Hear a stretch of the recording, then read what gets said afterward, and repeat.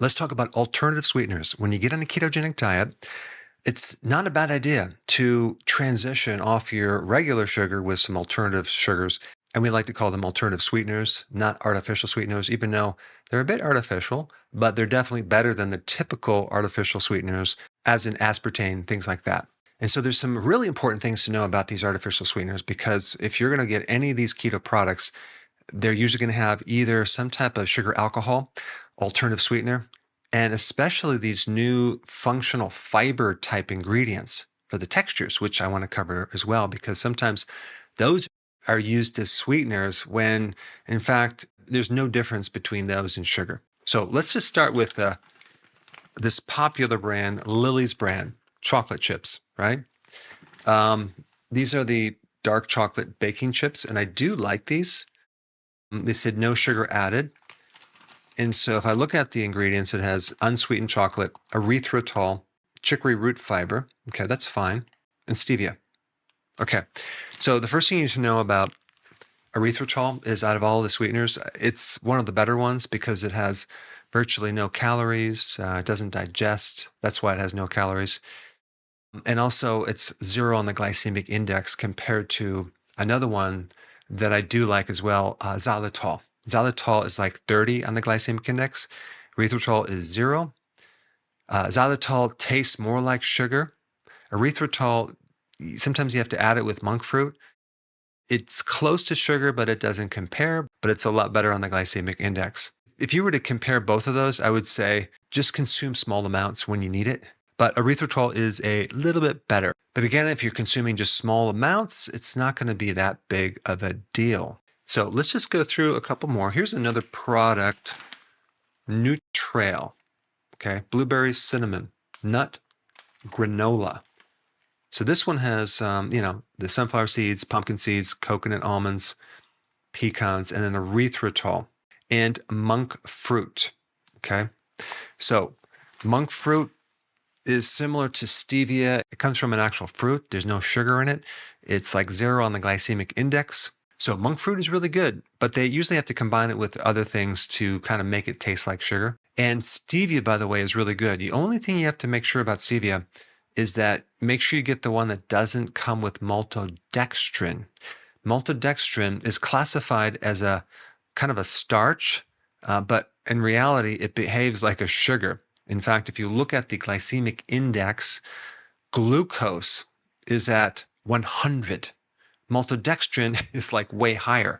It's like 120 or even 130. It's like crazy higher. So how can it be classified as just a starch when it's really a sugar? It's a loophole. It's a way to tell people like, oh, this is sugar free, right? But it has a lot of carbs, and those carbs behave like sugar. So always stay away from maltodextrin. And I talk about that in quite a few videos. Okay, let's look at another one right here. This one is brown sugar alternative. This one's erythritol. It also has glycerin, which also is sweet. And glycerin is a sugar alcohol, and apparently it's zero on the glycemic index, but that's just another sweetener that they use. And this one has stevia as well. Okay, so that's one sweetener. That would be fine to use. Let's take a look at Keto Sweet, the ultimate sugar alternative.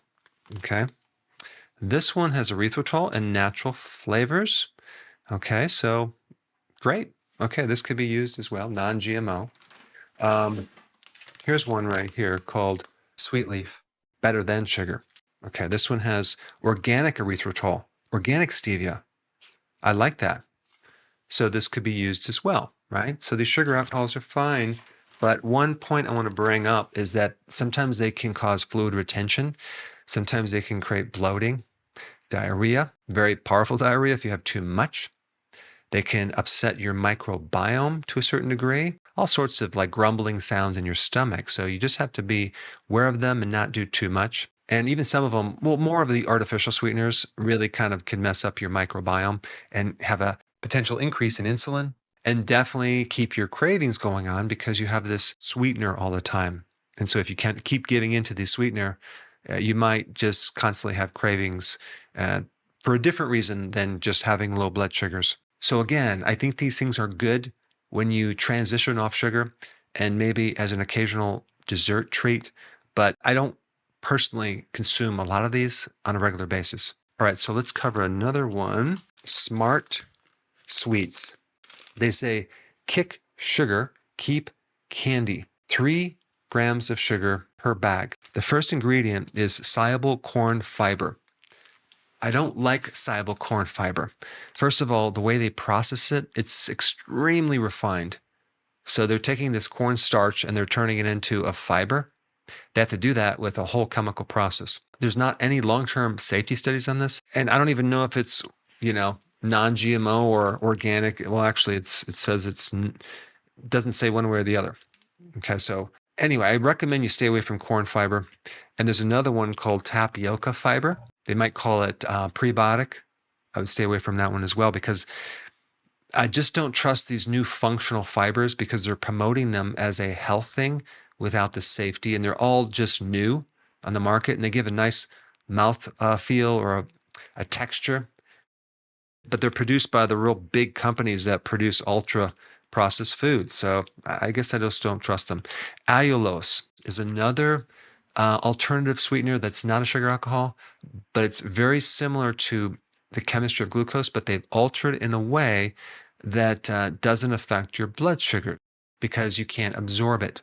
But it's very similar to sugar. Okay, here's one. Isomalto oligosaccharides. For that, I need to show you something because I used to promote this so-called sugar alternative as Vitafiber, the sweet side of fiber. So it's classified as a fiber, but it's not a fiber. I don't even know if the FDA allows someone to even call it a fiber anymore, but they call it a sugar-free, low-calorie, prebiotic fiber sweetener. Isomalto oligosaccharides. Well, first of all, do you know what a saccharide is? That's a sugar. It's a very complex structure. And a lot of times they'll have it in a liquid, like a syrup.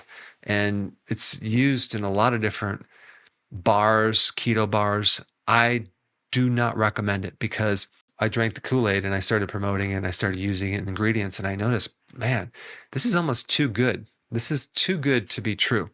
And so I noticed that people were complaining like they're gaining weight from it. I found some data that shows that it acts just like a sugar. In fact, there's one study that shows it mimics glucose almost exactly the same. So this is not a fiber. This is a scam. And you think it's keto, but it's not. So this product right here is not good. But stay away from isomalto oligosaccharides. Okay, so then they had chicory root fiber, that's fine. Rice flour, that's not keto. Modified potato starch, that is not keto. So that's the starch. Because if you look at the total carbohydrates, this little packet has 42 grams of carbohydrates. So you're like, oh, but it's high in fiber. That's because it says it's 13 grams of fiber and it has 3 grams of sugar. Then what are all these other carbohydrates? Starch. So you really have to read carbohydrates, fiber, and sugar and kind of understand and see through those numbers to see what's really going on. All right, next one is monk fruit sweetener. Monk fruit. Erythritol and monk fruit. Perfect. I like it. You can use this. Okay, let's look at Lily's brand milk chocolate covered caramel. No sugar added. Okay, so we have unsweetened chocolate. Dextrin. This is a fiber. Again, I don't like these functional fibers. Is it as bad as some of the sugars? Probably not. Could you have it in small amounts? Sure. Just don't get in the habit of thinking that this is totally good for you because it might create problems. And I'm suspect. Just try not to do too much of this. Okay, it also has erythritol, chicory root fiber, stevia. Okay, so that's this. And then we have another one called Lily's chocolate styled peanut butter cups. Okay, this one, same thing, dextrin, erythritol, same ingredients. Okay, if you want this occasionally, fine. Just don't go crazy with it. All right. Next one is almond, dark chocolate, and they have different kinds. Okay. No sugar added. Okay. Well, it's better. If you want a little bit after your lunch because it's probably going to have caffeine from the chocolate, fine. But just if you start having digestive issues and fluid retention and you're not losing weight, then you might want to get rid of it. Unsweetened chocolate. And then we have dextrin. Okay. Dextrin, erythritol, and stevia. Okay. Here's another one. This is by Lily's too. This is milk chocolate style. But this right here is pretty much the same ingredients, the dextrin. Okay. But there's another one. This is the one that I wanted to show you. Peanut butter filled. Whoa. A little thicker. Looks great. Looks very tasty. And this one has in it dextrin, erythritol. Okay, so it's pretty much the same. As far as carbohydrates go, it has 14 grams per serving. So this is the other thing you need to calculate. How many serving sizes per bar? And the answer is 2.5. So basically, you have to times 2.5 times those 15 grams of carbs. You get 37.5 grams of carbs. It's 21 grams of fiber. So where's this fiber coming from? The dextrin. Interesting. Now, there's one sugar alcohol that I would really stay away from. It's called maltitol. Maltitol is in a lot of sugar-free diabetic type candy. It's very high in the glycemic index. I mean, it tastes just like sugar. And it's higher than erythritol. And they still classified it as low, but it's high. The other thing I want to mention is agave nectar.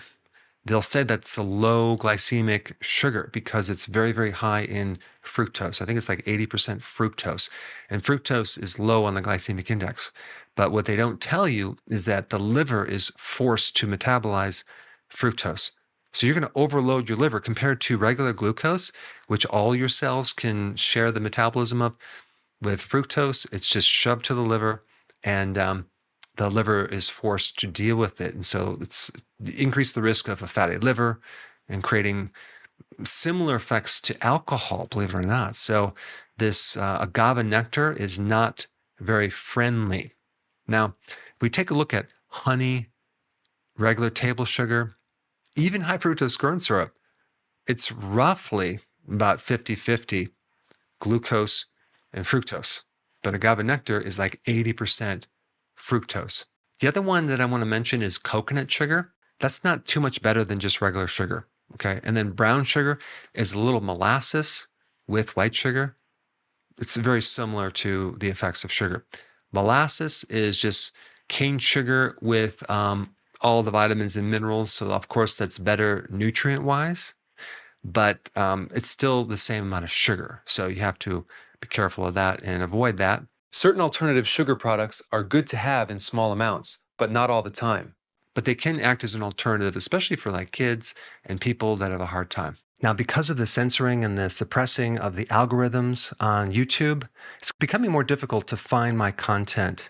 And there's a lot of content that I cannot put on YouTube, unfortunately. So to make sure you have full access of all my information, go to drberg.com and subscribe to my newsletter by clicking the link down below in the description. I will see you on the other side.